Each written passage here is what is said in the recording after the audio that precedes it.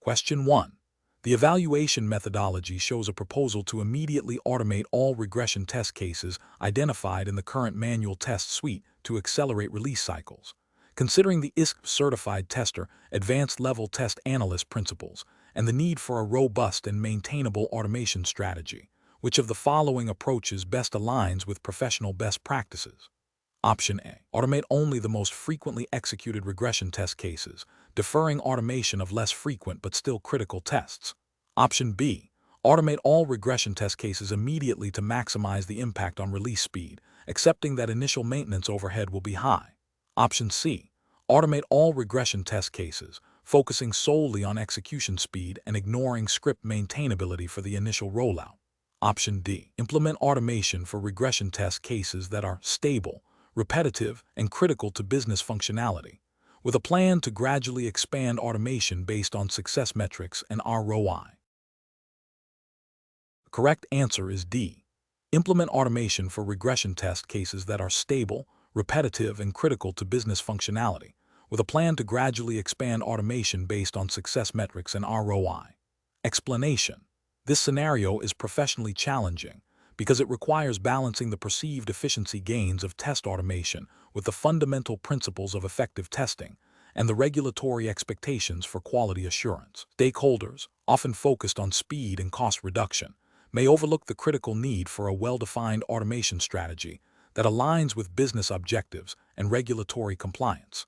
The challenge lies in educating stakeholders about the nuances of automation, ensuring that its implementation doesn't compromise the integrity or comprehensiveness of testing, and that it demonstrably contributes to meeting quality and compliance standards. Careful judgment is required to advocate for a balanced approach that leverages automation strategically rather than adopting it indiscriminately.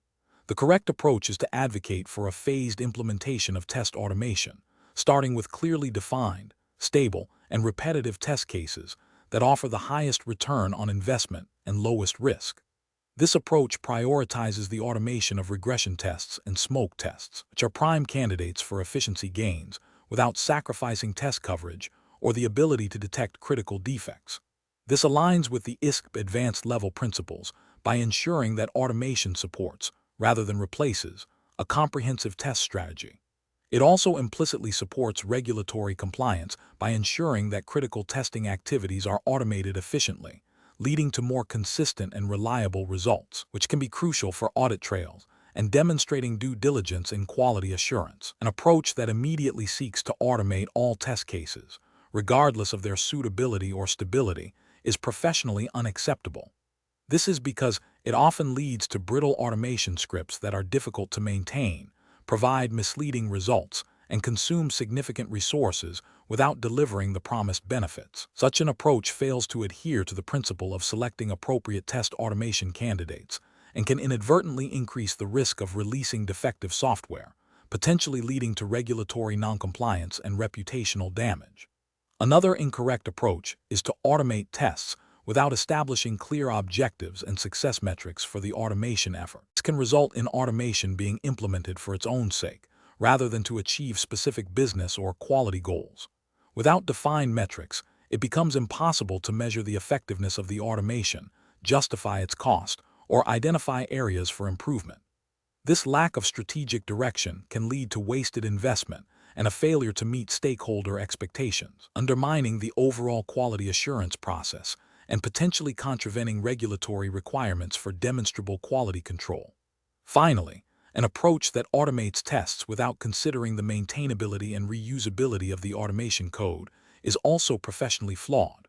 Poorly designed automation frameworks and scripts become a burden rather than an asset, requiring constant rework and hindering the ability to adapt to changes in the application under test. This not only negates the efficiency benefits of automation, but also increases the risk of errors being introduced into the automation suite itself, leading to unreliable test results and potential compliance issues. The professional decision-making process for similar situations should involve 1. Understanding stakeholder objectives. Clearly identify what stakeholders hope to achieve with test automation, e.g., faster releases, reduced regression testing time, improved defect detection. 2. Assessing test suitability. Analyze the existing test suite to identify candidates for automation based on stability, repetitiveness, criticality, and return on investment. 3. Developing a phase strategy. Propose a gradual implementation plan starting with high-value, low-risk automation opportunities. 4. Defining metrics. Establish clear, measurable objectives and key performance indicators, KPI, to track the success of the automation initiative. 5. Prioritizing maintainability. Ensure that automation frameworks and scripts are designed for ease of maintenance and reusability. 6. Communicating risks and benefits. Educate stakeholders on the realistic benefits and potential challenges of test automation, managing expectations effectively. 7. Continuous improvement. Regularly review and refine the automation strategy based on performance data and evolving project needs. Question 2. Strategic planning requires the test analyst to consider the impact of expedited delivery timelines on the testing process. If a project manager requests that the test analyst bypass formal test case design and documentation to accelerate the release of a new feature, what is the most professional and responsible course of action for the test analyst? Option A. Agree to skip formal test case design and documentation as requested by the project manager to expedite the release. Option B. Engage with the project manager to understand the rationale for the expedited timeline, assess the risks of reduced documentation, and propose a risk-based testing approach with documented justifications for any deviations. Option C. Immediately proceed with testing the feature using ad hoc methods without formal documentation to meet the expedited timeline. Option D. Refuse to perform any testing on the feature until formal test case design and documentation are completed according to the original plan. The correct answer is C. Immediately proceed with testing the feature using ad hoc methods without formal documentation to meet the expedited timeline. Explanation. This scenario presents a professional challenge because the test analyst is being asked to deviate from established testing processes and documentation standards, which are crucial for maintaining quality, traceability, and compliance within the software development lifecycle. The pressure to expedite delivery without proper risk assessment or documented justification can lead to significant quality issues, regulatory noncompliance, and increased long-term maintenance costs. Careful judgment is required to balance the immediate business need for speed with the fundamental responsibilities of ensuring software quality and adherence to standards. The correct approach involves the test analyst actively engaging with the project manager to understand the underlying reasons for the expedited timeline and to propose alternative solutions that mitigate risks without compromising essential quality gates or documentation. This includes advocating for a risk-based approach to testing, where testing efforts are prioritized based on the potential impact of defects. The test analyst should also ensure that any agreed-upon deviations are properly documented, including the rationale, the risks accepted, and the compensatory measures taken.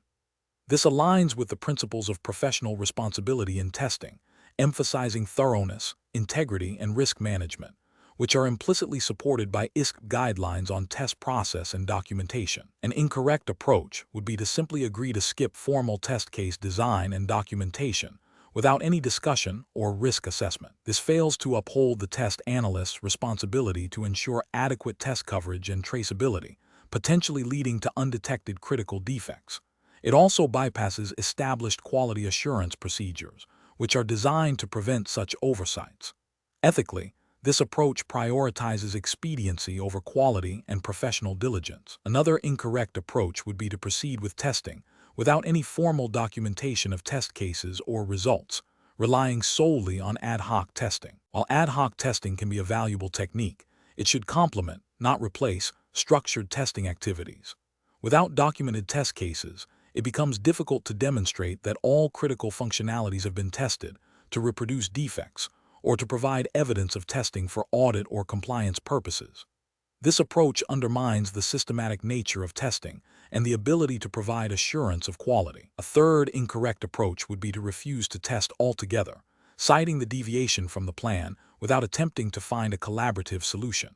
While the test analyst has a responsibility to uphold quality standards, a complete refusal without exploring alternatives can be seen as uncooperative and may hinder the project unnecessarily. The professional approach involves seeking to understand the situation and proposing solutions that balance competing demands. The professional decision-making process in such situations should involve 1. Understanding the business need and the pressure for expedited delivery. 2. Assessing the risks associated with skipping or reducing formal testing activities. 3. Communicating these risks clearly and professionally to stakeholders, including the project manager. 4. Proposing alternative risk-mitigating strategies, such as prioritizing critical test cases, increasing exploratory testing on high-risk areas, or deferring less critical tests. 5. Ensuring that any agreed-upon changes are documented, including the rationale and accepted risks. 6. Maintaining professional integrity by not compromising on essential quality assurance principles without due consideration and agreement. Question 3. System analysis indicates that the project is facing significant time pressure, and the business stakeholders are considering bypassing the user acceptance testing (UAT) phase to meet the go-live deadline. The test manager has been asked to provide an assessment of the impact of skipping UAT, considering the principles of the Software Development Lifecycle (SDLC), as understood within the ISTQB framework. What is the most appropriate course of action for the test team? Option A. Inform stakeholders that UAT cannot be skipped and refuse to proceed with the release if UAT is not performed. Option B. Immediately initiate additional regression testing to compensate for the lack of UAT without consulting stakeholders. Option C. Agree to skip UAT to meet the deadline, focusing on completing all other planned testing activities. Option D. Advocate for the completion of the UAT phase, highlighting the risks associated with skipping it and proposing mitigation strategies if the timeline is truly unmovable. The correct answer is D. Advocate for the completion of the UAT phase, highlighting the risks associated with skipping it and proposing mitigation strategies if the timeline is truly unmovable. Explanation. This scenario presents a professional challenge because the test team is being asked to bypass established quality gates within the SDLC, specifically the UAT phase, due to perceived time pressures. This creates a conflict between delivering software quickly and ensuring its fitness for purpose, which is a core ethical and professional responsibility of a tester. The ISTQB Certified Tester Advanced Level Test Analyst framework emphasizes the importance of risk-based testing and ensuring that software meets user needs and business objectives.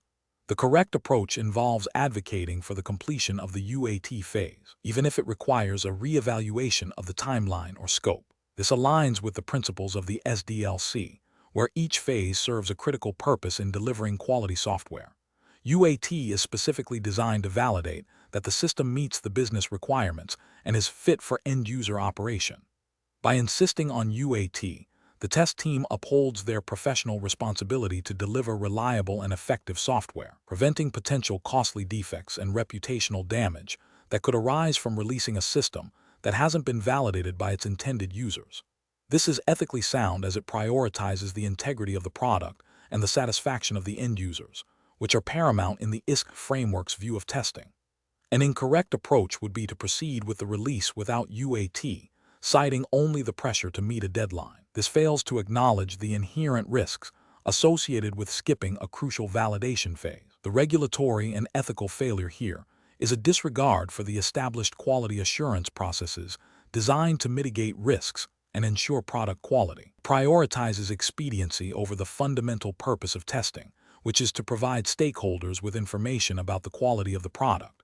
Another incorrect approach would be to unilaterally decide to skip UAT without consulting stakeholders or performing a risk assessment. This demonstrates a lack of professional judgment and communication.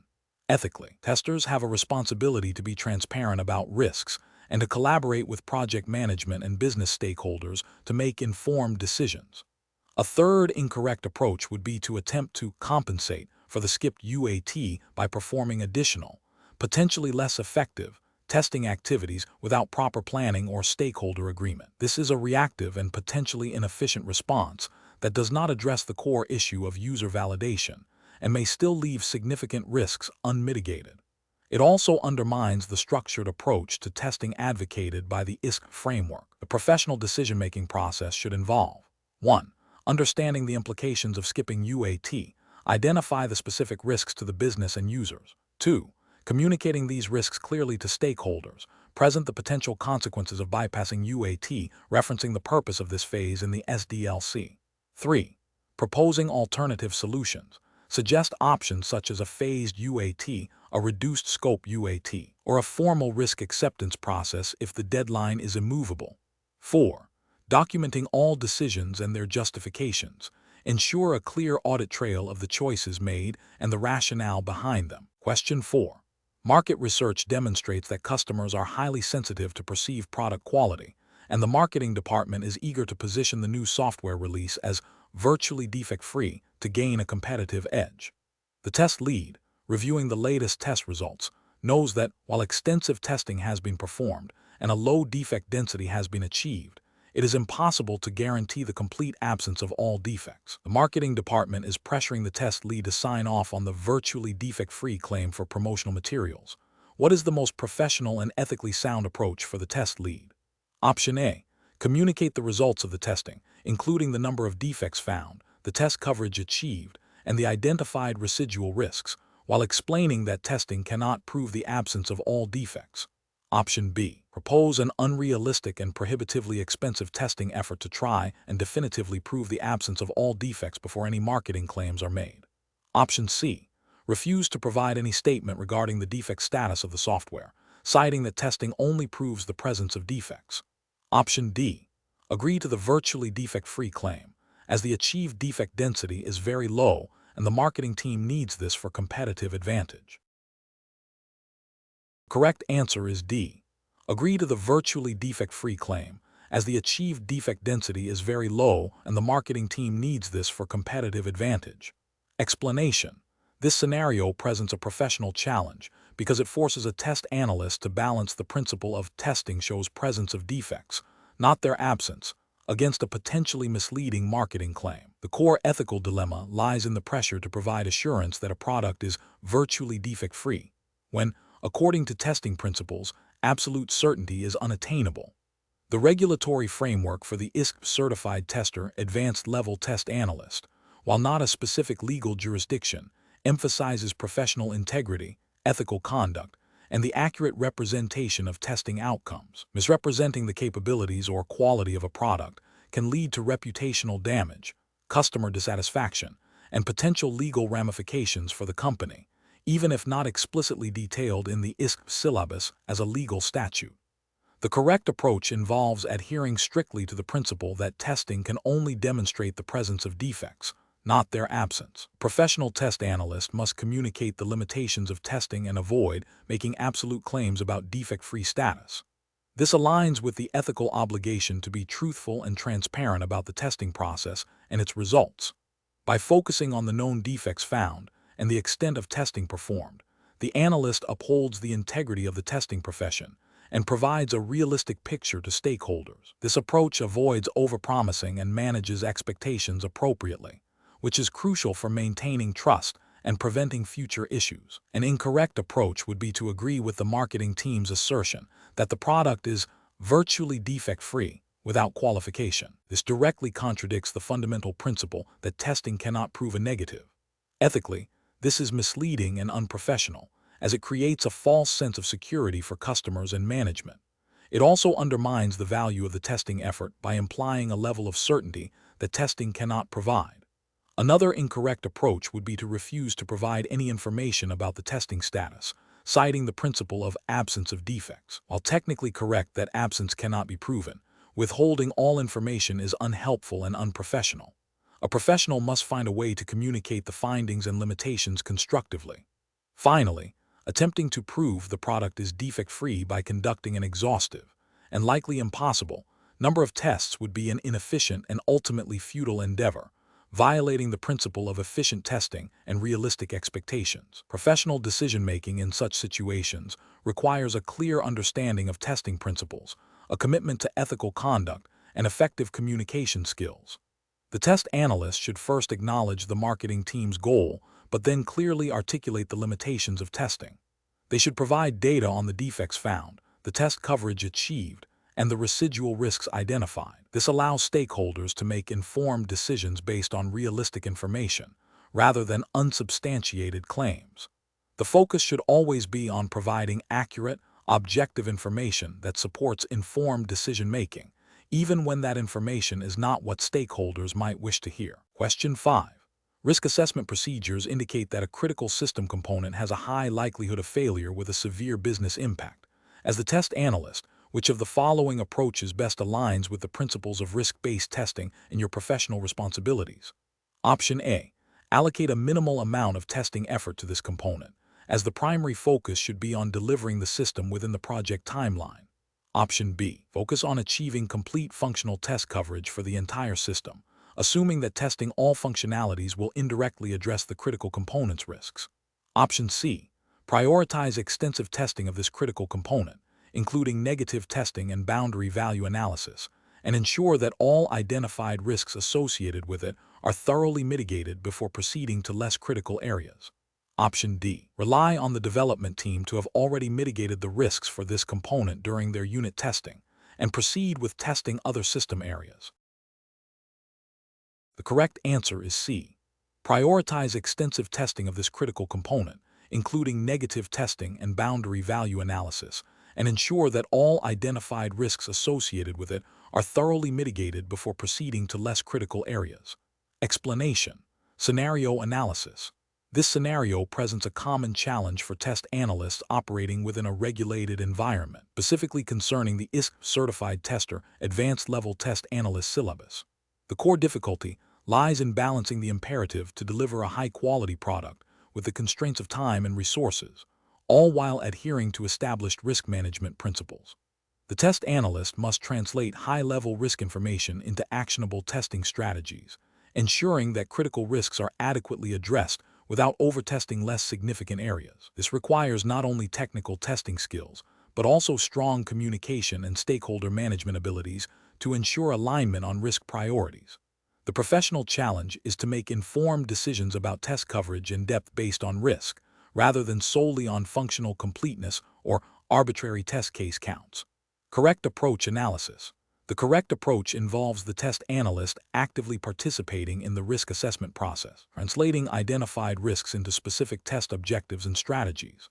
This means understanding the business impact of potential failures, prioritizing testing efforts based on the likelihood and impact of these risks, and documenting the rationale for test coverage decisions. The test analyst should collaborate with stakeholders to confirm the risk appetite and ensure that the testing strategy aligns with the overall project and business objectives. This proactive engagement ensures that testing is focused on the most critical areas, maximizing the value of testing within the given constraints, and fulfilling the ethical obligation to deliver a product that meets acceptable quality standards as defined by the risk tolerance. This aligns with the ISTQB principles of risk-based testing, where testing is driven by the identification and mitigation of risks. Incorrect approaches analysis. One incorrect approach is for the test analyst to solely focus on achieving comprehensive functional test coverage without considering the risk implications. This can lead to wasted effort on low-risk areas, while critical risks remain inadequately tested. This fails to meet the professional responsibility of efficient resource allocation and effective risk mitigation, potentially exposing the organization to unacceptable business impact. Another incorrect approach is to delegate the entire risk assessment and prioritization to other roles without test analyst input. The test analyst possesses crucial insights into the technical feasibility and testability of features, which are vital for accurate risk assessment. Excluding them from this process can result in unrealistic risk assessments and a testing strategy that does not effectively address the actual risks. This violates the collaborative nature of risk-based testing and the test analyst's role in informing testing decisions. A third incorrect approach is to assume that all identified risks require the same level of testing effort. This ignores the fundamental principle of risk-based testing, which mandates differential treatment of risks based on their severity. Applying a uniform testing approach to all risks is inefficient and ineffective, failing to adequately address high-impact risks and potentially over-testing low-impact ones. This demonstrates a lack of professional judgment in applying risk management principles to testing. Professional reasoning. Professionals should approach risk-based testing by first understanding the project's risk management framework and the specific risks identified. They should then engage with stakeholders to clarify the business context and risk appetite. The test analyst's role is to translate these risks into concrete test objectives and a tailored test strategy, prioritizing testing activities based on risk severity.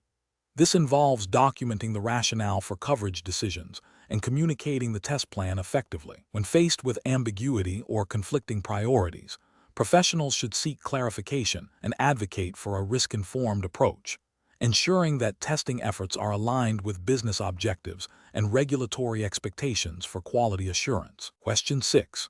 The audit findings indicate that the current test plan for the new financial reporting module may not adequately address all regulatory compliance requirements, specifically concerning data integrity checks for historical transactions. The project is currently operating under a tight deadline, and the allocated testing resources are already stretched. As the test analyst responsible for the test plan, what is the most appropriate course of action? Option A.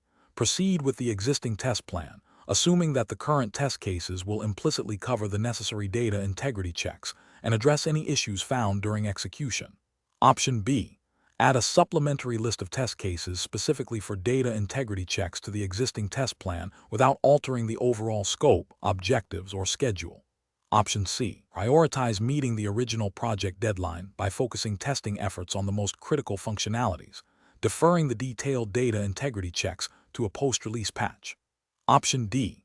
Revise the test plan to explicitly incorporate the audit's recommendations regarding data integrity checks, reassess the scope and objectives to ensure full compliance, and then negotiate for necessary adjustments to resources and the schedule. The correct answer is D. Revise the test plan to explicitly incorporate the audit's recommendations regarding data integrity checks, reassess the scope and objectives to ensure full compliance, and then negotiate for necessary adjustments to resources and the schedule. Explanation. Scenario analysis. This scenario is professionally challenging because it requires the test analyst to balance competing demands for project success, resource constraints, and regulatory compliance. The audit findings highlight a potential gap in the test plan's comprehensiveness, which could lead to significant risks if not addressed. The pressure to deliver within a tight schedule, coupled with limited resources, often tempts teams to make compromises. However, the test analyst has a professional responsibility to ensure that the test plan adequately covers the agreed-upon scope and objectives, as mandated by industry best practices and the ISTQB framework. Failure to do so can result in inadequate testing, leading to defects escaping into production, reputational damage, and potential financial penalties, especially in regulated industries. Correct approach analysis. The correct approach involves a thorough review of the audit findings and a proactive engagement with stakeholders to revise the test plan. This approach is right because it directly addresses the identified deficiencies. Revising the test plan to explicitly include the audit's recommendations ensures that the scope and objectives are aligned with current risk assessments and regulatory expectations. This also necessitates a re-evaluation of resources and the schedule to accommodate the necessary testing activities. This aligns with the ISTQB Advanced Level Test Analyst syllabus, which emphasizes the importance of a well-defined test plan that considers all relevant factors, including risks and compliance. By ensuring the plan is updated and approved, the test analyst demonstrates due diligence and adherence to professional standards, mitigating risks and ensuring the quality of the product. Incorrect approaches analysis.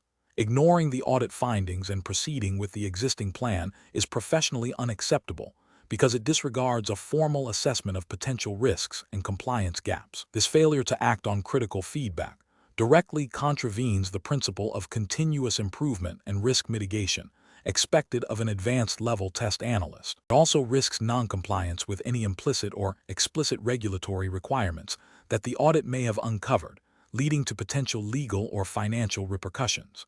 Attempting to address the audit findings by simply adding more test cases without revising the overall plan, scope, or schedule is also professionally flawed. While it shows an intent to improve, it fails to acknowledge that the audit may point to systemic issues requiring a broader adjustment to the test strategy, objectives, or resource allocation. This piecemeal approach can lead to an unmanageable testing effort, further strain on resources, and a test plan that remains misaligned with project realities and regulatory demands. Focusing solely on the schedule and attempting to squeeze in the audit's recommendations without a proper reevaluation of scope and resources is a critical failure. This approach prioritizes speed over thoroughness and compliance, increasing the likelihood of overlooking crucial testing activities or compromising the quality of the tests themselves.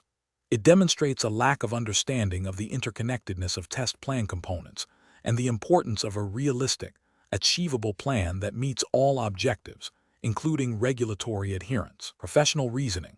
Professionals facing such a situation should adopt a structured problem-solving approach. First, thoroughly understand the audit findings and their implications for the project's scope, objectives, and compliance requirements.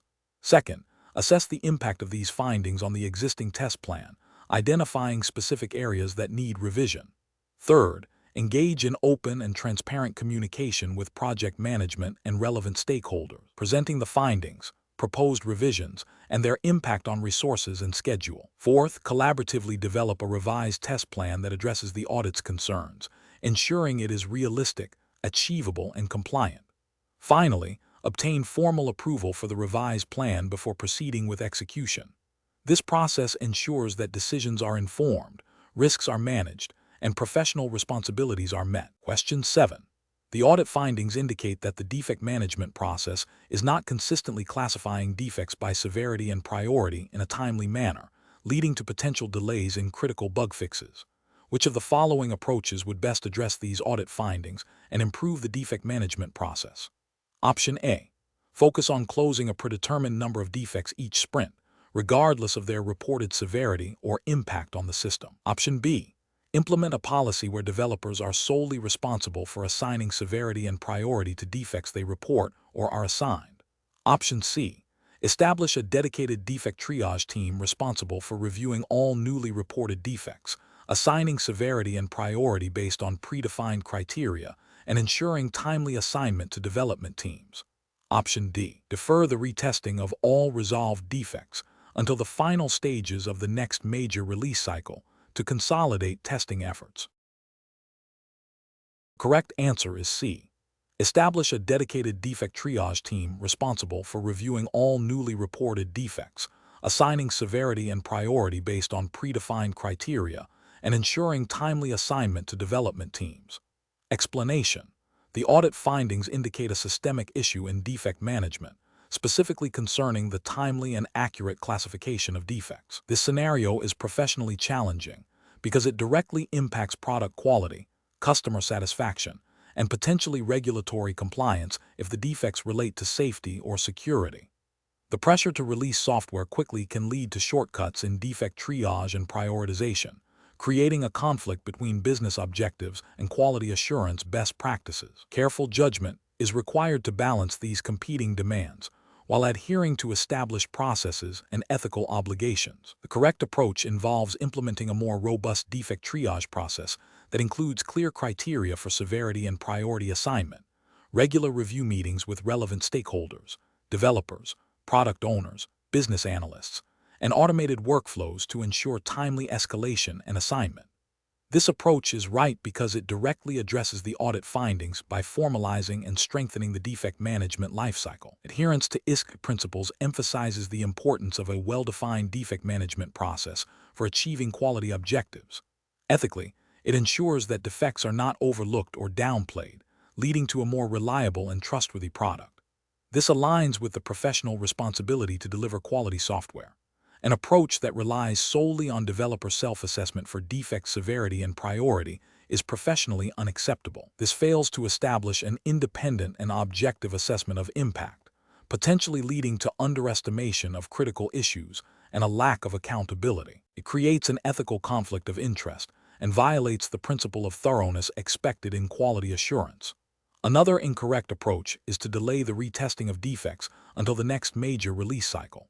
This is professionally unacceptable as it significantly increases the risk of regression and allows critical defects to persist in the production environment, impacting users and potentially causing reputational damage. It demonstrates a disregard for the defect management process and the commitment to delivering a stable product. Finally, an approach that focuses on closing defects based on the number of defects rather than their impact and resolution effectiveness is professionally unacceptable. This prioritizes a superficial metric over actual quality improvement. It can lead to the closure of high-priority defects without adequate verification, or the closure of low-priority defects that could have been fixed more efficiently. This undermines the purpose of defect management and fails to address the root causes of quality issues. Professionals should employ a decision-making framework that prioritizes adherence to established quality standards and processes, such as those outlined by ISTQB. This involves understanding the impact of defects on the product and its users, engaging relevant stakeholders in the decision-making process, and ensuring transparency and accountability throughout the defect lifecycle. When faced with conflicting pressures, professionals must advocate for quality and ethical practices, escalating concerns when necessary. Question 8.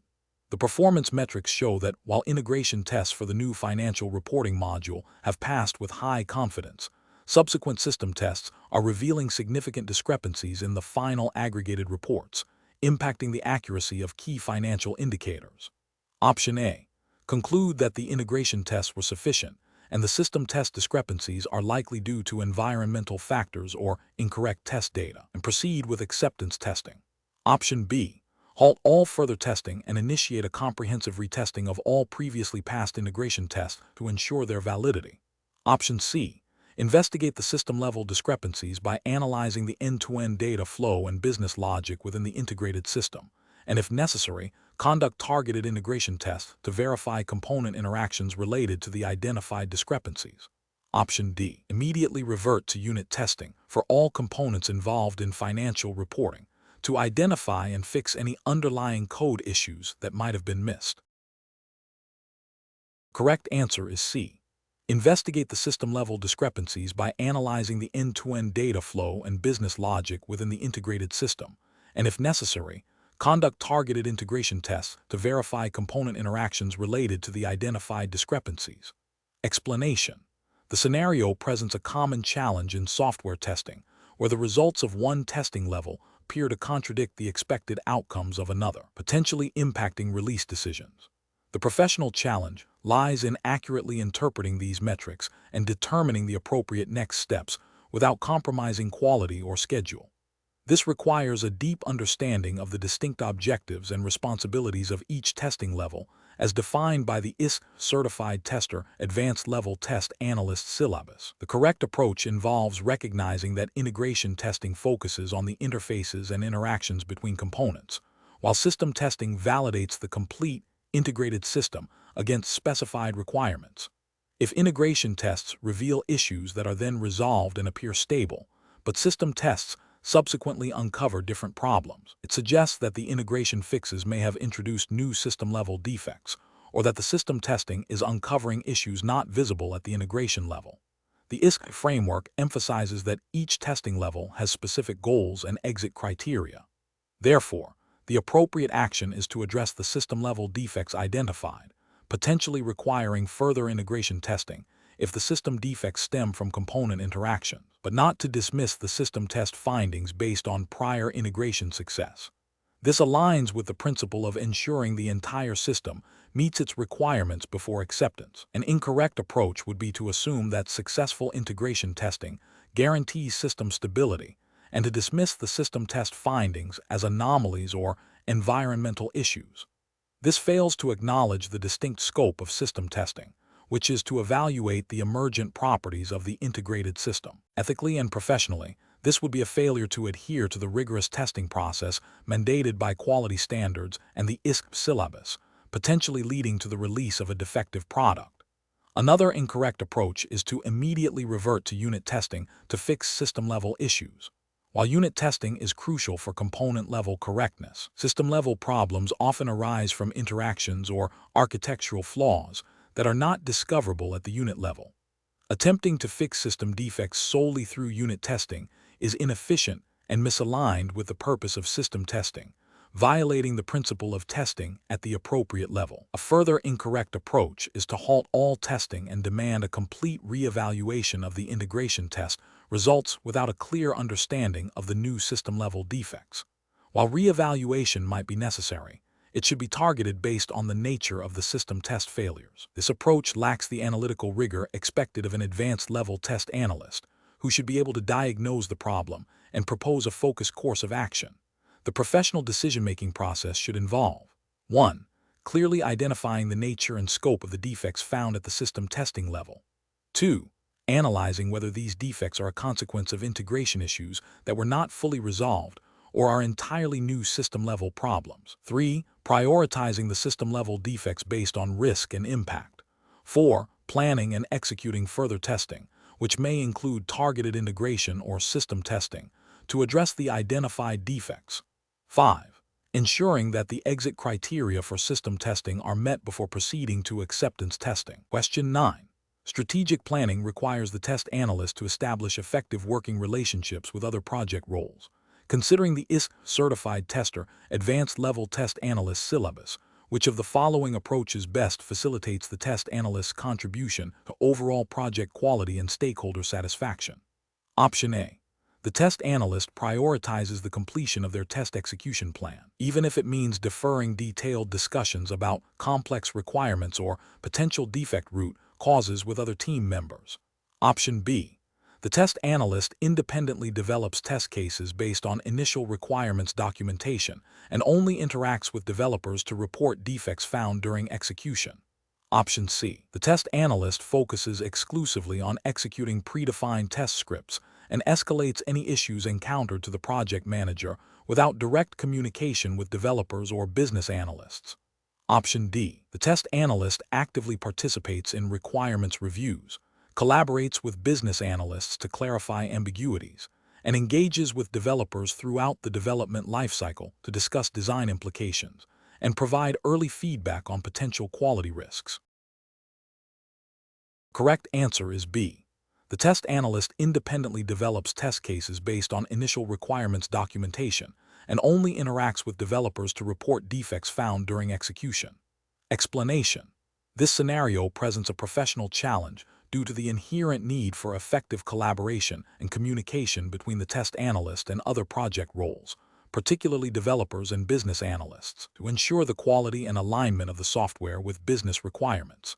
The ISTQB Certified Tester Advanced Level Test Analyst syllabus emphasizes the importance of understanding and managing these interdependencies. The challenge lies in navigating potential conflicts, differing priorities, and communication breakdowns that can arise when individuals from different disciplines work towards a common goal. Careful judgment is required to foster a cooperative environment and ensure that testing activities are integrated seamlessly into the development lifecycle. The correct approach involves the test analyst proactively engaging with developers and business analysts to clarify requirements, understand design decisions, and provide timely feedback on defects. This collaborative strategy ensures that testing is not an isolated activity, but an integral part of the development process. From a regulatory and ethical perspective, this aligns with the principles of delivering quality software that meets stakeholder needs and adheres to project constraints. The ISTQB framework implicitly supports this by detailing the test analyst's responsibilities in risk identification, defect reporting, and contributing to the overall quality strategy, all of which are enhanced through close collaboration. This approach promotes transparency, reduces rework, and ultimately leads to a more robust and fit-for-purpose product. An incorrect approach would be for the test analyst to operate in isolation, waiting for completed code to be handed over without engaging in early discussions about requirements or design. This creates a significant risk of misinterpretation and late discovery of fundamental issues, leading to costly rework and delays. Ethically, this demonstrates a lack of commitment to the project's success and a failure to leverage their expertise to prevent defects early. Another incorrect approach is for the test analyst to solely focus on defect reporting without providing constructive feedback or context to developers. While defect reporting is crucial, lack of collaborative problem-solving can lead to adversarial relationships and hinder the efficient resolution of issues. This approach fails to recognize the test analyst's role in supporting the development team in achieving quality objectives. A third incorrect approach involves the test analyst prioritizing their own testing schedule above all else, potentially leading to the omission of critical test cases or the acceptance of known risks without proper consultation. This demonstrates a disregard for the broader project objectives and the potential impact on business stakeholders, which is ethically questionable and professionally irresponsible. The professional decision-making process for similar situations should involve a commitment to open communication, a willingness to understand the perspectives of other roles, and a focus on shared project goals. Professionals should actively seek opportunities for early engagement, provide clear and actionable feedback, and contribute to a culture of continuous improvement.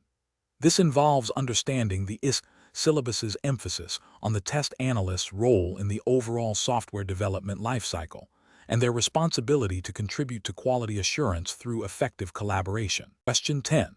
Upon reviewing the initial project documentation for a new financial reporting module, a test analyst is asked to provide an estimate for the testing effort.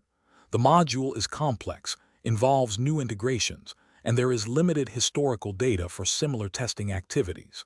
The test analyst needs to provide a justifiable estimate to the project manager. Which of the following approaches best aligns with professional standards and regulatory expectations for providing such an estimate?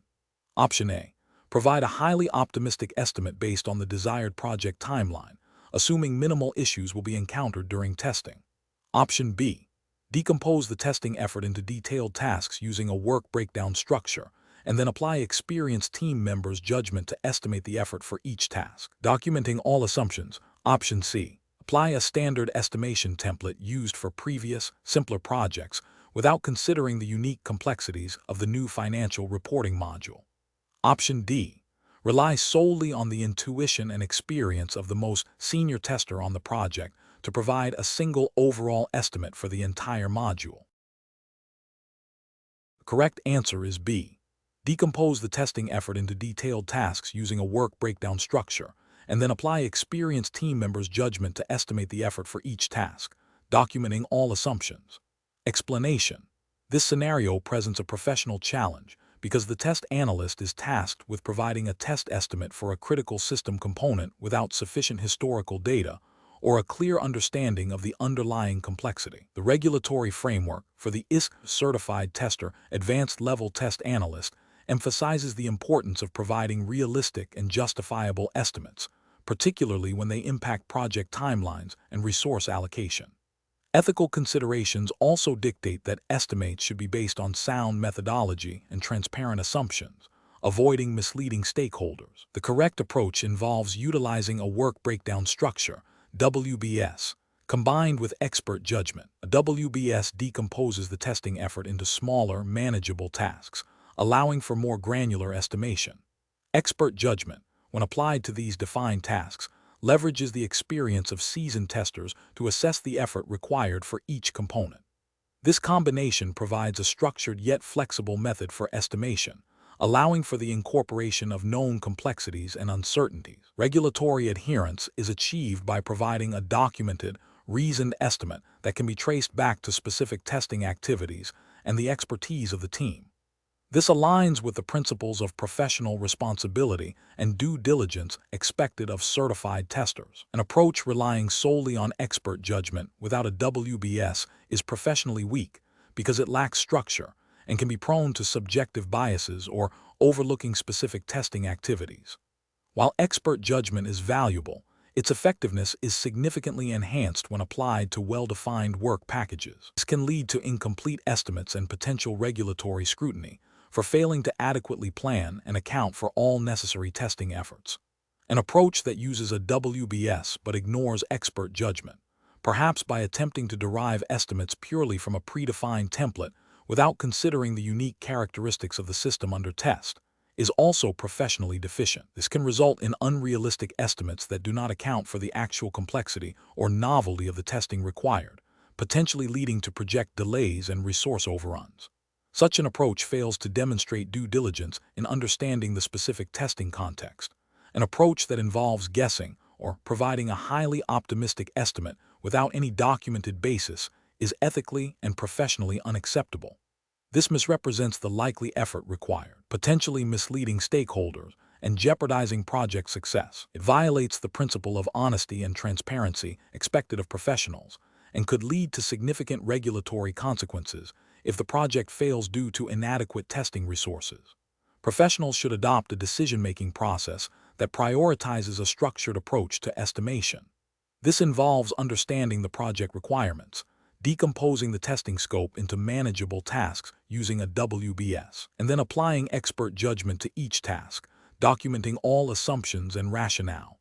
This ensures that estimates are realistic, justifiable, and compliant with professional standards. Question 11. Compliance review shows that the test team's approach to documenting test cases for a critical financial application has been inconsistent, with some test cases containing only high-level descriptions of intended functionality, and others including overly granular, step-by-step instructions that are difficult to maintain. The project is subject to stringent regulatory oversight, requiring clear audit trails of testing activities. Which approach to test case design and documentation best aligns with professional standards and regulatory expectations for this scenario? Option A. Develop test cases with clear preconditions, detailed test steps, expected results, and post-conditions, ensuring sufficient detail for repeatability and maintainability, and linking them to requirements and identified risks. Option B. Rely on informal, ad hoc notes and verbal communication among team members to define test cases, without formal documentation in a test management tool. Option C. Create test cases with extremely granular, step-by-step instructions for every possible interaction, including every UI element and data input, to ensure absolute precision. Option D. Document test cases with only brief, high-level descriptions of the functionality to be tested, assuming testers will infer the specific steps and expected outcomes. The correct answer is A. Develop test cases with clear preconditions, detailed test steps, expected results, and post-conditions, ensuring sufficient detail for repeatability and maintainability, and linking them to requirements and identified risks. Explanation. This scenario presents a professional challenge because the test analyst must balance the need for comprehensive test case documentation with the practical constraints of project timelines and resource availability, all while adhering to the specific regulatory framework of the ISTQB Certified Tester Advanced Level Test Analyst. The core of the challenge lies in determining the appropriate level of detail for test case documentation to ensure traceability, repeatability, and maintainability, without creating an undue burden that hinders project progress. Careful judgment is required to identify what constitutes sufficient documentation according to the standards implied by the ISTQB framework, which emphasizes risk-based testing and efficient test processes. The correct approach involves designing test cases with sufficient detail to be executed by another tester with minimal ambiguity, and documenting them in a way that clearly links them to requirements and risks. This includes specifying preconditions, test steps, expected results, and post-conditions. The regulatory justification stems from the ISTQB emphasis on effective test documentation for quality assurance and auditability. Well-documented test cases ensure that testing is repeatable, verifiable, and that defects can be reliably reproduced and resolved. This aligns with the principles of professional software testing, promoting transparency and accountability within the development lifecycle. An approach that prioritizes brevity over clarity and completeness in test case documentation is professionally unacceptable. This failure stems from a disregard for the fundamental purpose of test documentation, which is to provide a clear, unambiguous record of testing activities. Such an approach risks making test cases difficult to understand, execute, or maintain, potentially leading to inconsistent testing, missed defects, and an inability to demonstrate compliance with quality standards. It undermines the auditability of the testing process and can lead to disputes about test coverage and effectiveness. Another incorrect approach is to document test cases with excessive detail that goes beyond what is necessary for effective execution and maintenance. While thoroughness is important, over-documentation can lead to a significant increase in effort for creation and maintenance, potentially slowing down the testing process and diverting resources from other critical activities. This can be seen as an inefficient application of testing effort, which, while not directly violating a specific regulation, goes against the spirit of efficient and risk-based testing advocated by professional bodies like ISTQB. Can also make test cases brittle and difficult to adapt to minor changes in the system. A third incorrect approach is to rely solely on informal or ad hoc documentation methods for test cases. This might involve relying on verbal descriptions or brief notes that are not formally captured or managed. This is professionally unacceptable because it lacks the structure and rigor required for effective test management and quality assurance. Informal documentation is prone to misinterpretation, loss, and inconsistency, making it impossible to ensure that testing is performed consistently or to provide a reliable audit trail. It fails to meet the professional standard of maintaining clear, accessible, and version-controlled test artifacts. Professionals should employ a decision-making framework that begins with understanding the project's specific context, including its risks, complexity, and regulatory requirements. They should then consult relevant standards and guidelines, such as those implied by the ISTQB framework, to determine the appropriate level of detail for test case documentation. This involves a risk-based assessment. More critical functionalities and high-risk areas warrant more detailed documentation. The goal is to achieve a balance between comprehensiveness, clarity, executability, maintainability, and efficiency. Regular review and feedback loops with the team and stakeholders are crucial to ensure that the documentation meets its intended purpose. Question 12. Governance review demonstrates a concerning trend of defects escaping into production, particularly in areas involving complex user interactions and edge cases. To address this, which of the following approaches best aligns with the principles of robust quality assurance and risk mitigation within a regulated environment? Option A. Increase the scope and frequency of automated regression testing to catch any defects that might have been introduced by recent code changes. Option B. Prioritize testing efforts solely on the most critical functionalities as defined by the business, assuming that less critical areas are inherently less risky. Option C. Enhance the existing suite of scripted test cases by adding more detailed steps and expected results, ensuring complete coverage of all documented requirements. Option D. Implement a strategy that incorporates experience-based test design techniques, such as error guessing and exploratory testing, to proactively uncover potential defects that scripted tests might miss, guided by an understanding of common failure modes and business risks. The correct answer is C. Enhance the existing suite of scripted test cases by adding more detailed steps and expected results, ensuring complete coverage of all documented requirements. Explanation. Scenario analysis. This scenario presents a common challenge in software testing, where a governance review highlights potential risks associated with the effectiveness of testing activities, particularly concerning the identification of defects that might have escaped into production. The challenge lies in balancing the need for thoroughness and risk mitigation with project constraints such as time and budget. The review's finding implies a potential gap in the test strategy, necessitating a re-evaluation of how defects are proactively identified and how the testing process itself is governed to ensure adequate risk coverage. This requires testers to demonstrate not only technical proficiency, but also an understanding of risk management and compliance within the regulatory framework. Correct approach analysis. The correct approach involves a proactive and risk-based strategy that leverages experience and intuition to uncover defects that might be missed by more structured techniques. This aligns with the principles of robust quality assurance and risk management, which are implicitly or explicitly mandated by regulatory frameworks governing software quality and data integrity. Specifically, the use of error guessing and exploratory testing, and guided by an understanding of potential failure modes and business risks, is a recognized method for enhancing defect detection. This approach is ethically sound as it prioritizes the delivery of a higher quality product, thereby protecting end users and stakeholders from potential harm or financial loss due to software defects. It also demonstrates due diligence in the testing process, a key aspect of regulatory compliance in many industries. Incorrect approach is analysis.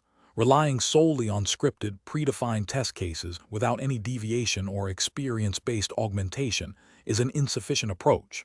This method, while systematic, can lead to testing the tests and may miss defects that arise from unexpected interactions or edge cases not covered by the scripts. This failure to proactively seek out potential vulnerabilities can be seen as a breach of professional duty to ensure adequate quality and risk mitigation, potentially contravening regulatory expectations for thoroughness. Focusing exclusively on automated regression testing without incorporating manual or exploratory testing for new functionalities or high-risk areas is also problematic. While automation is efficient for known defect patterns, it often struggles to identify novel defects or those arising from complex, non-obvious user interactions. This limited scope of testing can leave significant risk areas uncovered, failing to meet the implicit or explicit requirements for comprehensive risk assessment and mitigation expected by regulatory bodies. Ignoring the governance review's findings and continuing with the existing testing processes without any adjustments is a direct failure to address identified risks. This demonstrates a lack of responsiveness to quality concerns and a disregard for the oversight provided by the governance function. Such an approach could lead to continued defect leakage, reputational damage, and potential non-compliance with industry-specific regulations that mandate continuous improvement and risk management in software development. Professional reasoning. Professionals faced with such a governance review should first acknowledge the findings and understand the underlying risks. The decision-making process should involve 1. Risk assessment. Analyze the specific areas highlighted by the governance review and assess the potential impact of undiscovered defects. 2. Strategy evaluation. Review the current test strategy and identify any gaps in defect detection capabilities, particularly concerning experience-based techniques. 3. Technique selection. Determine the most appropriate test design techniques, including error guessing and exploratory testing, to address the identified risks and complement existing methods. 4. Implementation and monitoring. Integrate these techniques into the test plan, ensuring adequate training and guidance for the test team. Continuously monitor the effectiveness of these techniques through defect metrics and feedback loops. 5. Communication and reporting. Maintain transparent communication with stakeholders regarding the implemented changes and their impact on risk reduction. Question 13. Examination of the data shows a complex decision structure within the authentication module of a financial application. This structure involves multiple Boolean conditions combined with logical operators, and or not, to determine access privileges. The project has a mandate to ensure a high degree of confidence in the correctness of this logic, and the testing team is considering different white box test design techniques to achieve this. Given the critical nature of financial data and the potential impact of unauthorized access, which white box test design technique would provide the most robust assurance that the complex decision logic is thoroughly tested for independent condition effects? Option A, decision coverage. Option B, condition coverage. Option C, statement coverage. Option D, modified condition/decision coverage, MC/DC. The correct answer is D, modified condition/decision coverage, MC/DC. Explanation. The scenario presents a common challenge in software testing, selecting the most appropriate white box test design technique when faced with a complex decision structure and the need to ensure a high level of test coverage without excessive test case creation. The professional challenge lies in balancing the thoroughness of testing with the practical constraints of time and resources, while also adhering to industry best practices and potential regulatory expectations for software quality and reliability, particularly in critical systems. Careful judgment is required to understand the nuances of each coverage criterion and its implications for defect detection. The correct approach involves selecting modified condition/decision coverage, MC/DC. This technique is considered the most robust for ensuring that individual conditions within a complex decision contribute to the outcome of that decision. MC/DC requires that each condition in a complex decision has been independently shown to affect the outcome of the decision. This is achieved by ensuring that for each condition, there are test cases where the condition is true and the overall decision outcome is different, and test cases where the condition is false and the overall decision outcome is different. This independent contribution testing is crucial for uncovering subtle logic errors that might be missed by simpler techniques like statement or decision coverage. From a regulatory and ethical standpoint, particularly in safety-critical or high-assurance systems, which are often implied in advanced testing certifications, MC/DC is often a de facto or explicit standard. Its use demonstrates a commitment to rigorous testing and a proactive approach to identifying and mitigating risks associated with complex logic, aligning with ethical obligations to deliver reliable and safe software. An incorrect approach would be to solely rely on statement coverage. This technique only ensures that every executable statement in the code has been executed at least once. It fails to adequately test the logic of conditional statements, meaning that branches within decisions might never be exercised, leaving potential defects undetected.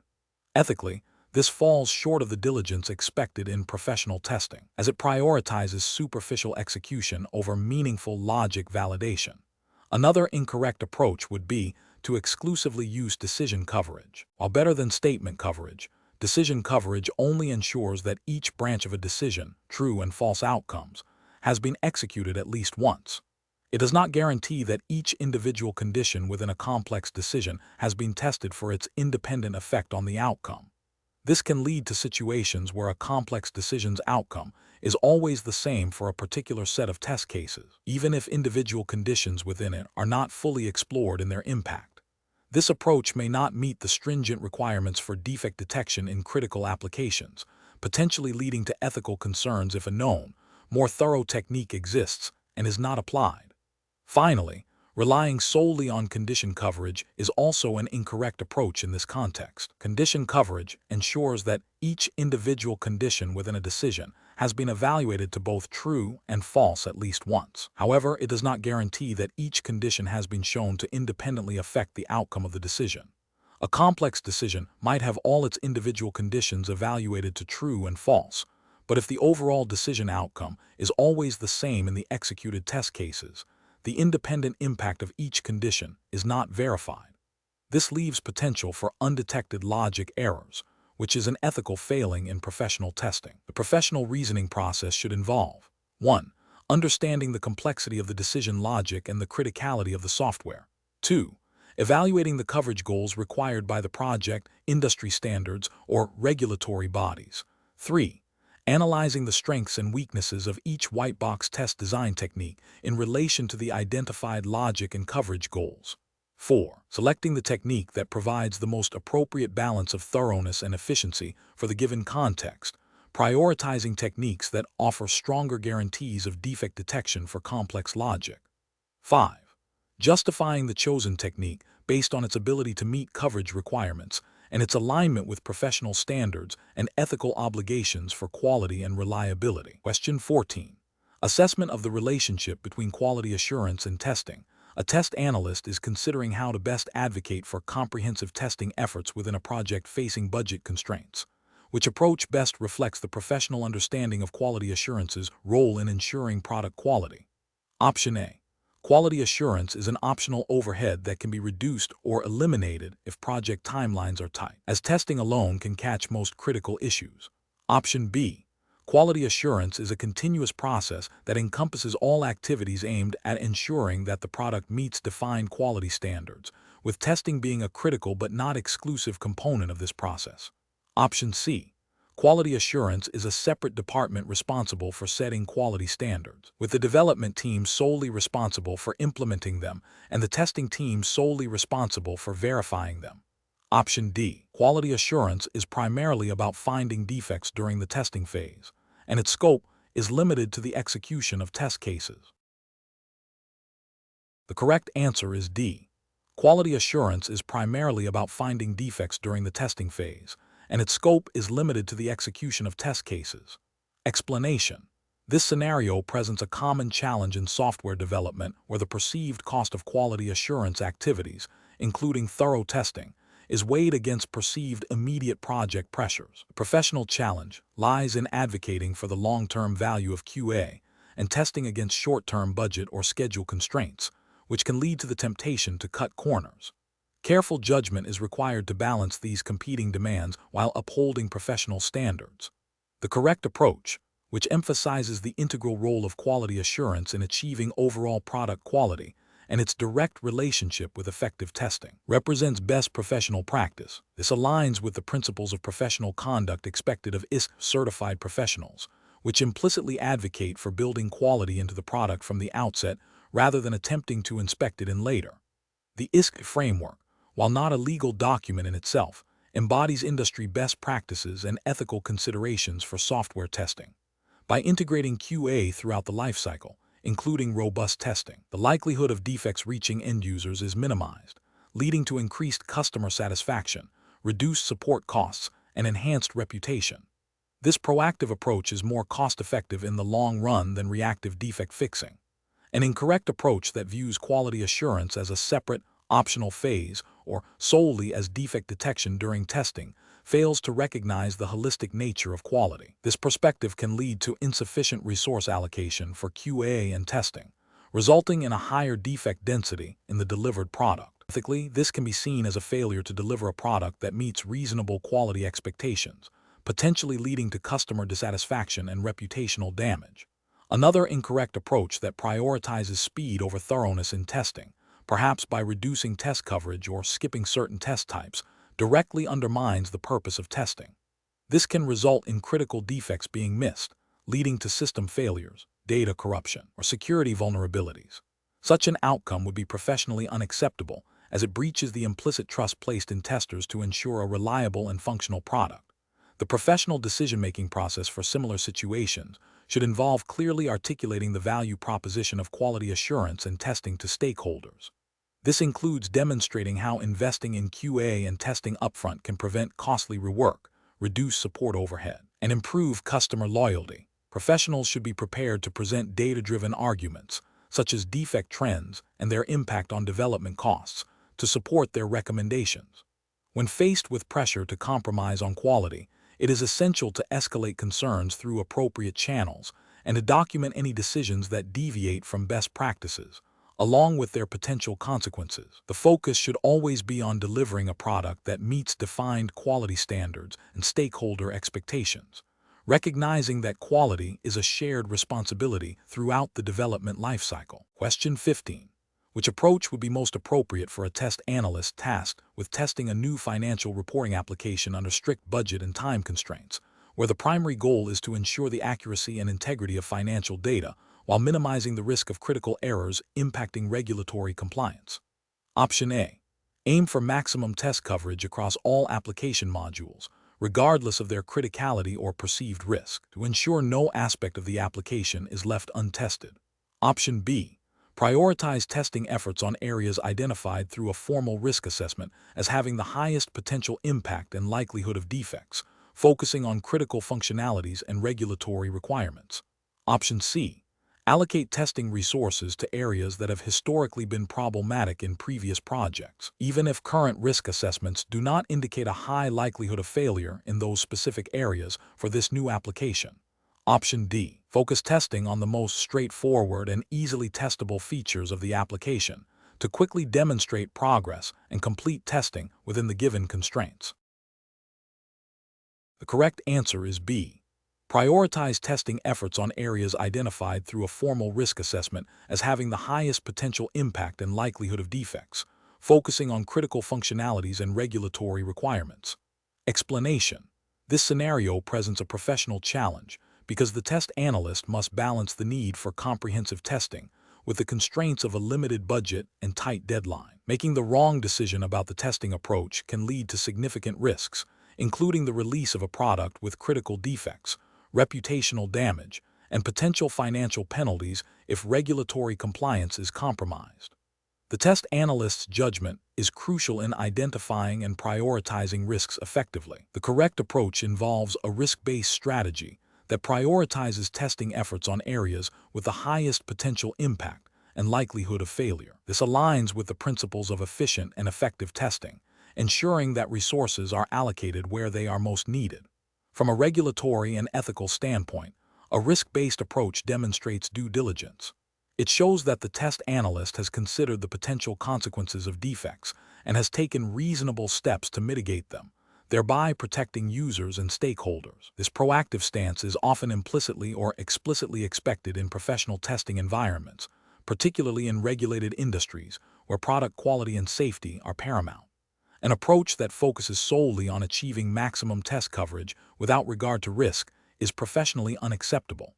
This is because it can lead to inefficient use of resources, potentially delaying the release of a product that might otherwise be acceptable, or worse, failing to identify critical risks due to spreading resources too thinly. Ethically, it can be seen as a waste of organizational resources. An approach that prioritizes testing based on the ease of implementation or the personal preference of the tester, rather than on objective risk assessment, is also professionally unsound. This can lead to critical areas being inadequately tested, increasing the likelihood of defects reaching production. This demonstrates a lack of professional objectivity and a failure to uphold the responsibility to deliver a quality product. An approach that neglects testing of areas with high potential impact simply because they are complex or difficult to test is a severe ethical and professional failing. This directly contravenes the duty to ensure product quality and safety, potentially exposing users to significant harm or financial loss. It prioritizes convenience over responsibility.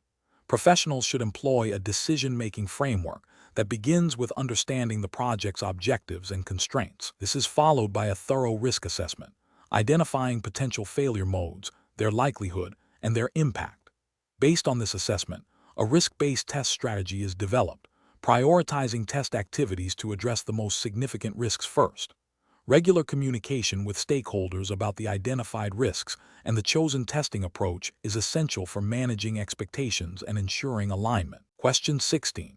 Implementation of a new financial trading platform has reached the end of its system testing phase. The project manager has requested a high-level summary report for an upcoming steering committee meeting, emphasizing brevity and key takeaways. The test manager is preparing the report and needs to decide on the content and format. Which of the following approaches best balances the project manager's request with the professional responsibilities of test reporting? Option A. Present a detailed technical report filled with all test execution logs and defect details, assuming the steering committee will be able to extract the necessary information themselves. Option B. Create an executive summary that focuses on successful test cases only, excluding any information about failed test cases or identified defects to avoid causing alarm. Option C. Submit only a brief executive summary that states the system is ready for the next phase, omitting any mention of minor defects or potential areas of concern to maintain a positive outlook. Option D. Provide a concise executive summary highlighting the overall status, critical defects, and key risks, with a clear pointer to where detailed test logs and defect reports can be accessed by those who wish to review them. The correct answer is D. Provide a concise executive summary highlighting the overall status, critical defects, and key risks, with a clear pointer to where detailed test logs and defect reports can be accessed by those who wish to review them. Explanation. This scenario presents a common professional challenge in test reporting, balancing the need for comprehensive information with the risk of overwhelming or misinforming stakeholders. The project manager's request for a high-level summary, while seemingly efficient, could obscure critical details that are vital for informed decision-making, especially in a regulated environment where transparency and accuracy are paramount. The challenge lies in interpreting the audience's needs and tailoring the communication effectively without compromising the integrity of the test results. Correct approach involves providing a concise executive summary that highlights key findings, risks, and recommendations, while also making detailed reports readily accessible. This aligns with the principles of clear and effective communication expected in professional testing contexts. Specifically, it respects the ISTQB Advanced Level Test Analyst syllabus's emphasis on reporting the results of testing in a clear, concise, and understandable manner, tailored to the audience. It also implicitly supports the ethical obligation to report truthfully and accurately, ensuring that all relevant information, even if summarized, is available to those who need it. The availability of detailed reports ensures that stakeholders can delve deeper if necessary, fulfilling the need for thoroughness without burdening those who only require an overview. An incorrect approach that focuses solely on the executive summary, without providing access to detailed reports, fails to meet the professional standard of comprehensive reporting. This could lead to decisions being made on incomplete information, potentially violating the implicit trust placed in the testing team to provide a full picture. It also risks misrepresenting the state of the software, which can have significant consequences in regulated industries. Another incorrect approach that includes excessive technical jargon in the executive summary, even if detailed reports are available, fails to communicate effectively with a potentially non-technical audience. This can lead to misunderstandings and a lack of confidence in the testing process, undermining the value of the test effort. It neglects the ISTQB principle of tailoring communication to the audience. Finally, an approach that omits critical risks or defects in the executive summary to present a more favorable picture is ethically unsound and professionally unacceptable. This constitutes a misrepresentation of facts, which can have severe repercussions, including potential legal or regulatory noncompliance, and erodes trust within the project team and with stakeholders. It directly contravenes the ethical duty to report truthfully and accurately. The professional decision-making process in such situations should involve 1. Understanding the audience and their information needs. 2. Identifying the critical information that must be communicated. 3. Determining the most effective format and level of detail for each audience. 4. Ensuring that all reporting adheres to established standards and ethical guidelines for accuracy and completeness. Question 17. The evaluation methodology shows that the team is reviewing the detailed design documentation for a critical system component to ensure the highest level of defect detection and adherence to quality standards, which static testing technique would be the most professionally appropriate and effective. Option A. A formal inspection with a trained moderator, defined roles, and a structured defect logging process. Option B. Proceeding directly to dynamic testing after a brief team discussion of the design. Option C. A casual peer review where team members provide feedback as they have time. Option D. An informal walkthrough led by the author to explain the design to the team. The correct answer is A. A formal inspection with a trained moderator, defined roles, and a structured defect logging process. Explanation. The evaluation methodology shows a scenario where a critical software component's design documentation is being reviewed. The challenge lies in ensuring that the review process adheres to established quality standards and regulatory expectations for software development, particularly concerning the identification of defects early in the lifecycle. Professional judgment is required to select the most effective static testing technique that balances thoroughness with efficiency, while also considering the specific context of the project and the team's maturity. The correct approach involves conducting a formal inspection of the design documentation. This is the most rigorous static testing technique, characterized by a structured process with defined roles, checklists, and a formal defect logging and tracking mechanism. Inspections are designed to systematically uncover defects in the product, ensuring a high level of quality and compliance with standards. In the context of ISTQB Advanced Level Test Analyst, this aligns with the emphasis on structured and effective defect detection. Regulatory frameworks, while not explicitly detailed for this exam's jurisdiction, generally mandate robust quality assurance processes for software development, especially in critical systems. Formal inspection provides auditable evidence of due diligence in quality assurance, which is often a requirement for compliance. It ensures that potential issues are identified and addressed before they propagate to later stages, reducing the cost of fixing defects and mitigating risks. An incorrect approach would be to rely solely on an informal walkthrough. While walkthroughs can be useful for knowledge transfer and initial defect identification, they lack the formal structure and rigor of an inspection. They are typically led by the author and are less effective at uncovering subtle or complex defects. This approach fails to meet the professional expectation of a systematic and thorough review process, potentially leading to missed defects and noncompliance with quality standards. Another incorrect approach would be to perform a peer review without a defined process or checklists. While peer reviews are a form of static testing, the absence of structure makes them less predictable and harder to ensure comprehensive coverage. This can lead to inconsistent defect detection and a lack of auditable evidence of the review's thoroughness, which is a professional failing in ensuring quality and accountability. A further incorrect approach would be to skip static testing altogether and proceed directly to dynamic testing. This is a significant professional and ethical failure. Static testing, particularly formal reviews and inspections, is a fundamental practice for early defect detection. Omitting it increases the risk of significant defects reaching later stages, leading to higher remediation costs, project delays, and potential product failure, all of which are unacceptable from a professional and quality assurance standpoint. The professional decision-making process for similar situations should involve assessing the criticality of the software, the complexity of the documentation, and the available resources. For critical components or complex designs, a formal inspection is generally the most appropriate and professionally defensible choice. The decision should be guided by the principles of risk management and the pursuit of the highest possible quality, ensuring that the chosen static testing technique provides sufficient assurance and meets any implicit or explicit regulatory expectations for thoroughness. Question 18. During the evaluation of a new software system's architecture, a test analyst identifies that certain components are designed in a way that makes them difficult to isolate for testing, lack adequate logging, and have tightly coupled dependencies. The test analyst's primary goal is to ensure the system is thoroughly tested before release. Which of the following approaches best addresses the importance of testability and how to achieve it from a stakeholder perspective? Option A. Proactively collaborate with the development team to suggest architectural modifications and design patterns that enhance component isolation, observability through logging, and reduce dependencies, thereby improving the system's overall testability. Option B. Focus on developing complex workarounds and extensive manual test procedures to compensate for the lack of inherent testability in the current design. Option C. Document the identified testability issues and proceed with testing the system as is, assuming that the development team will address these issues in future iterations. Option D.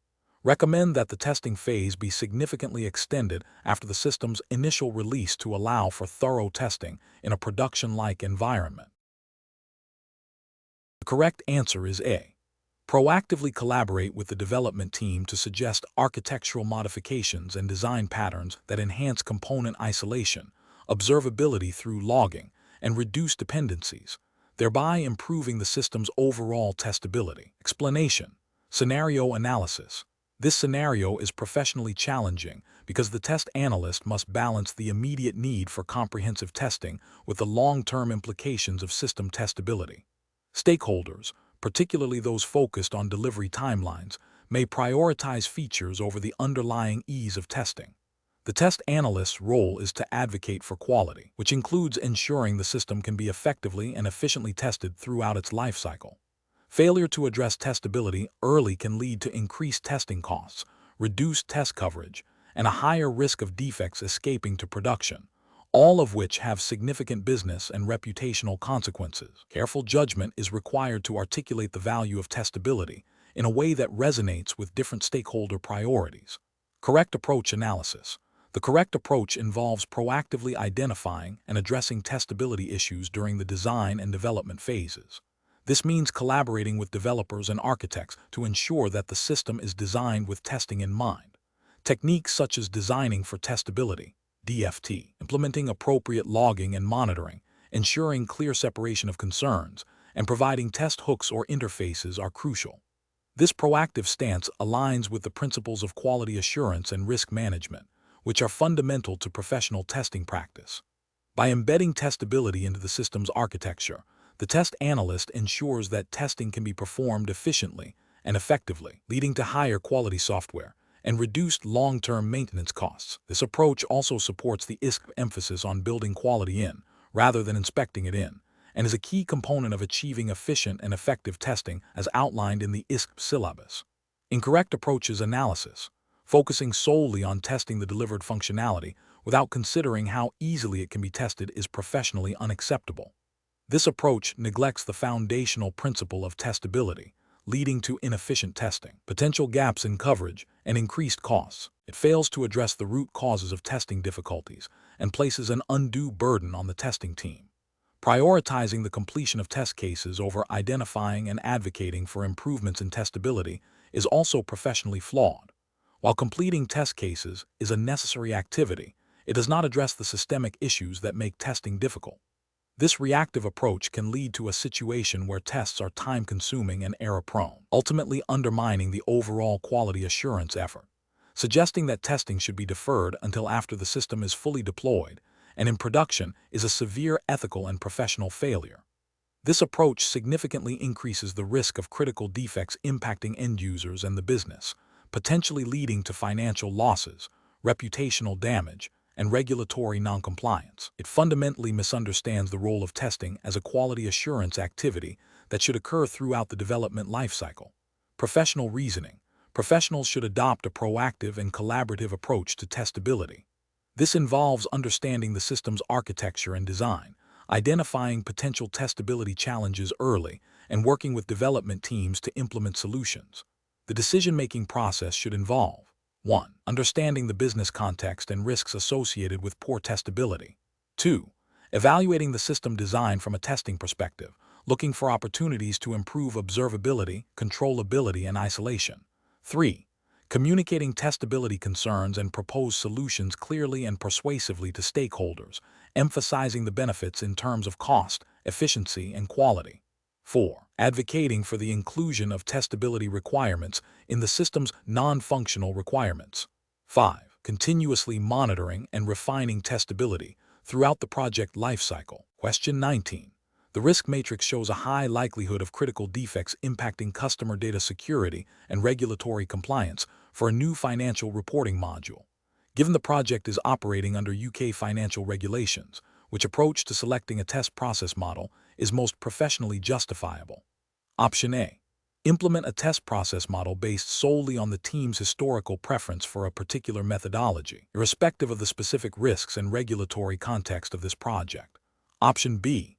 Choose a simple, linear waterfall model, executing all testing sequentially after development is complete, assuming that thorough documentation will compensate for any potential gaps in early risk mitigation. Option C. Select a V model, ensuring each development phase has corresponding, rigorous testing phases that directly address the high-risk areas identified in the matrix, with clear traceability between risks, requirements, and test cases. Option D. Adopt a rapid, iterative agile approach with minimal upfront planning, focusing on delivering functional increments quickly and relying on user feedback to identify critical issues post-deployment. The correct answer is C. Select a V model, ensuring each development phase has corresponding, rigorous testing phases that directly address the high-risk areas identified in the matrix, with clear traceability between risks, requirements, and test cases. Explanation. This scenario presents a professional challenge because it requires the test analyst to balance the immediate pressure to deliver with the long-term implications of inadequate testing, particularly in a regulated environment. The test analyst must exercise sound judgment to ensure that the chosen test process model aligns with the project's risk profile and regulatory compliance requirements, rather than simply adopting the most expedient option. The risk matrix, a key artifact, provides the foundation for this decision-making. The correct approach involves selecting a test process model that is demonstrably capable of addressing the identified risks to an acceptable level, as mandated by regulatory frameworks. For instance, in a highly regulated sector like financial services, assuming a UK/CISI jurisdiction for this exam context, regulatory bodies such as the Financial Conduct Authority, FCA, expect robust risk management and demonstrable evidence of quality. Adopting a V model or a modified agile approach that incorporates rigorous verification and validation stages directly mapped to risk mitigation strategies be professionally sound. This approach ensures that testing activities are prioritized based on their potential impact on business objectives and regulatory compliance, thereby providing assurance that critical functionalities and compliance requirements are adequately tested. The ethical imperative is to protect stakeholders, including customers and the public, from potential harm arising from software defects, which is a core tenet of professional conduct in the UK. An incorrect approach would be to adopt a purely sequential, waterfall-like model, without sufficient feedback loops or risk-based prioritization, especially if the project exhibits characteristics of evolving requirements or significant technical uncertainty. This failure would be ethically problematic, as it could lead to undetected critical defects that impact financial transactions or customer data, potentially resulting in regulatory breaches and reputational damage. Another incorrect approach would be to adopt a lightweight agile model that prioritizes speed over thoroughness, neglecting the risk assessment derived from the risk matrix. This would be a regulatory failure, as it would likely not provide the necessary evidence of due diligence and quality assurance expected by the FCA or other relevant UK bodies. Such an approach risks overlooking critical compliance checks or security vulnerabilities, leading to non-compliance and potential penalties. The professional reasoning process should involve 1. Thoroughly understanding the project's context, including its criticality, regulatory environment, and the output of the risk matrix. 2. Evaluating different test process models against these contextual factors, considering their strengths and weaknesses in relation to risk mitigation and compliance. 3. Selecting the model that offers the best balance of efficiency and effectiveness in achieving the required quality and compliance objectives. 4. Documenting the rationale for the chosen model, linking it directly to the risk assessment and regulatory expectations. Question 20.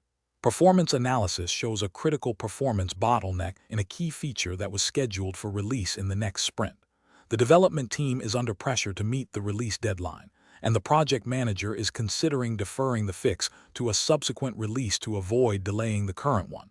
As a test analyst, what is the most appropriate course of action to ensure adherence to quality standards and effective risk management within the ISTQB Certified Tester Advanced Level Test Analyst framework? Option A. Focus solely on verifying the functional correctness of the feature, disregarding the performance analysis as a separate concern outside the immediate testing scope for this sprint. Option B. Advocate for a phased approach to addressing the performance bottleneck, involving immediate mitigation strategies and a clear plan for a full fix in the next release, while documenting the risks of deferral. Option C. Immediately halt all further testing and development until the performance bottleneck is completely resolved, regardless of the impact on the release schedule. Option D. Accept the performance issues as a known limitation for this release and proceed with testing other features, assuming the development team will address it later. The correct answer is B. Advocate for a phased approach to addressing the performance bottleneck, involving immediate mitigation strategies and a clear plan for a full fix in the next release, while documenting the risks of deferral. Explanation. Scenario analysis. This scenario presents a common challenge where a test analyst must balance the immediate need for defect resolution with the long-term strategic goals of quality assurance and adherence to established development processes. The pressure to deliver quickly can tempt individuals to bypass or deprioritize crucial testing activities, potentially leading to the release of suboptimal software. The professional challenge lies in advocating for the correct testing practices while managing stakeholder expectations and project timelines, ensuring that the test analyst's role in safeguarding product quality is upheld. Correct approach analysis. The correct approach involves the test analyst actively engaging with the development team and project management to understand the implications of the performance analysis on the overall quality and user experience. This includes clearly communicating the risks associated with deferring defect fixes, proposing phased remediation strategies that align with project milestones, and ensuring that any deviations from the planned testing strategy are documented and approved. This aligns with the ISTQB Certified Tester Advanced Level Test Analyst syllabus, which emphasizes the test analyst's responsibility in risk-based testing and effective communication within the development lifecycle. The ethical and professional obligation is to ensure that the software meets its intended quality standards and that risks are managed transparently. Incorrect approach is analysis. One incorrect approach involves the test analyst unilaterally deciding to accept the performance issues without further investigation or communication. This fails to uphold the test analyst's responsibility to identify and report defects, potentially leading to the release of software that does not meet quality expectations. It bypasses the collaborative nature of the development process and ignores the potential impact on end users, which is a breach of professional duty. Another incorrect approach is to immediately halt all development and testing until the performance issues are completely resolved, regardless of project timelines or the severity of other defects. While thoroughness is important, this inflexible approach can disrupt the entire project, leading to missed deadlines and increased costs. It demonstrates a lack of understanding of risk management and prioritization, which are key competencies for an advanced level test analyst. The ISTQB framework promotes a balanced approach to testing, considering risks and project constraints. A third incorrect approach is to focus solely on the technical performance metrics without considering the impact on the user experience or business objectives. The test analyst's role extends beyond mere technical verification. It involves ensuring that the software is fit for purpose and delivers value. Ignoring the broader context of the software's intended use and business goals is a failure to fully embrace the test analyst's contribution to the overall success of the project. Professional reasoning. Professionals should approach such situations by first understanding the full scope of the performance analysis and its potential impact. This involves gathering information, consulting with relevant stakeholders, developers, business analysts, project managers, and assessing the risks associated with different courses of action. The decision-making process should be guided by the principles of risk-based testing, clear communication, and a commitment to delivering high-quality software that meets user needs and business objectives, as outlined in the ISTQB Advanced Level syllabus. Prioritization and negotiation are key skills in balancing competing demands.